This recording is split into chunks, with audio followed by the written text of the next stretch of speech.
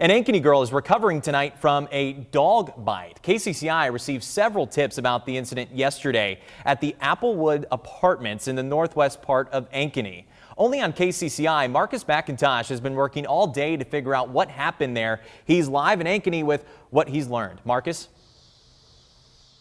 Scott, it happened here at the Applewood apartment complex behind me, according to the complex manager. Now, he says the girl that was bitten was simply trying to protect her own small dog. Now the manager tells us the owner of the dog behind the attack has decided involuntarily put her dog to sleep. Now, just to warn you, some of the details of this incident may be very disturbing to hear. We recommended that she take decisive action, and if she didn't, within 7 days, we would probably begin an eviction proceeding. But the damage is already done.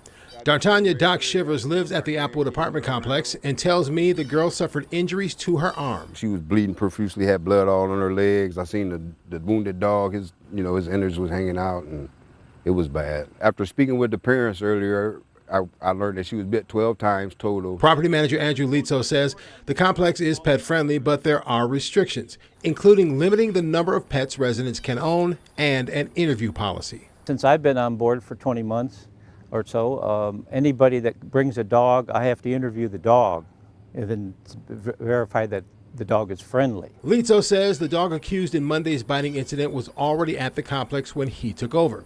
And he says, as far as he knows, this is that dog's first incident. I had not heard that that dog was vicious.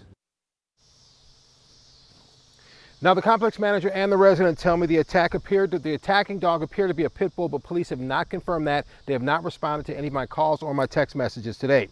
But the Ankeny Fire Department did confirm that a child suffered minor injuries in a dog bite here. And one more thing to note, the father of the girl who was bitten approached us just moments before we went on air, and he tells us his daughter is recovering in the hospital after having surgery today.